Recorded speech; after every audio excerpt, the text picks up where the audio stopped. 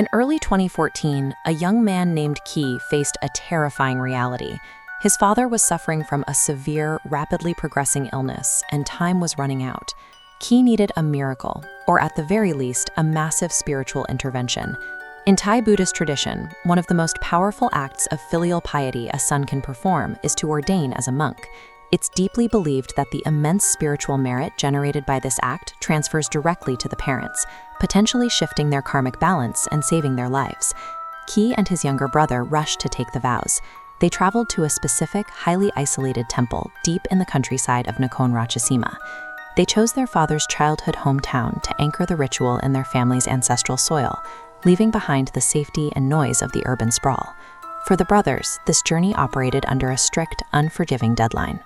They were executing a desperate, high-stakes transaction with the universe to secure their father's survival.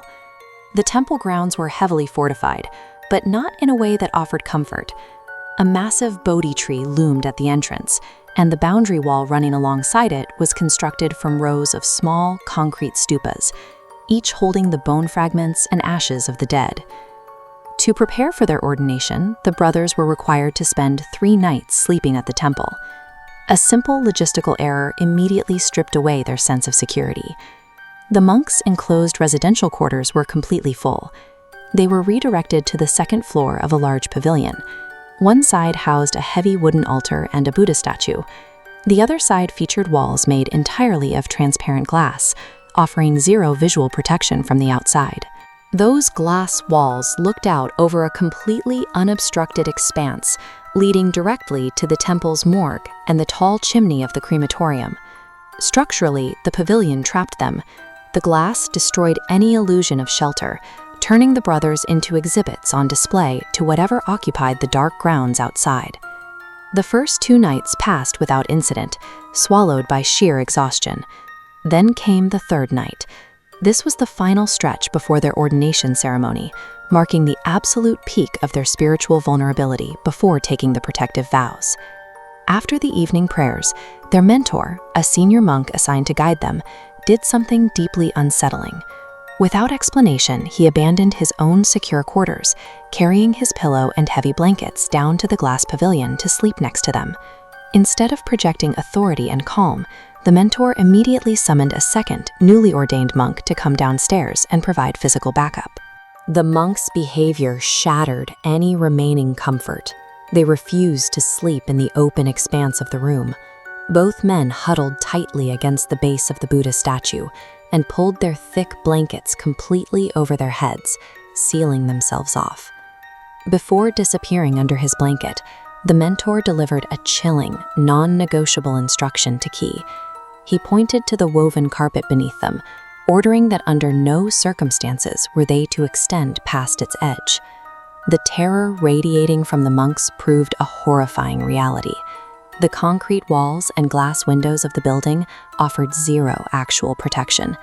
Their only true sanctuary in that massive room was a microscopic, fragile border woven into a floor mat. The safe zone was punishingly small, a single carpet floating like a tiny island in a massive sea of exposed concrete. Paralyzed by the exposure, Ki's younger brother curled tightly into the center of the mat, turning his back to the open room.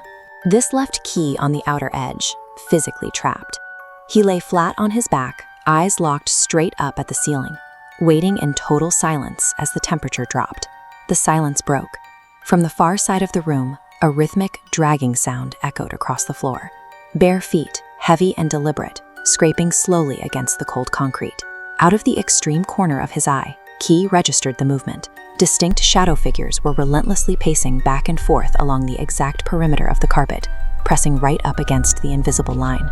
The figures didn't wander aimlessly. This was a calculated, psychological siege. Whatever was out there knew exactly where the protective boundary ended, and they were deliberately testing the precise limits of the sanctuary. Ki was thrust into brutal, internal psychological warfare. The entities were close enough that he could hear the drag of their heels. His only defense was the agonizing, supreme effort required to suppress his own rising panic and remain entirely motionless. He knew that acknowledgement was the trap. If he rolled over to look directly at the pacing shadows, or if he reacted verbally to the scraping sounds, he would invite them in. Giving them his attention would shatter the psychological boundary keeping him safe. He held his ground. For hours, Kia endured the excruciating standoff, his muscles locked tight, listening to the heavy footsteps drag back and forth just inches from his head, until the sky finally began to lighten. He survived the night. By mid-morning, Kia and his brother were ordained in bright sunlight, completing the ritual and finalizing the vital transfer of spiritual merit to their dying father. The experience exposed the reality of the space. A rural temple after dark operates as a highly active, porous, and often hostile frontier between the living and the dead. Spiritual protection is never a guarantee simply because you sit inside a sacred building.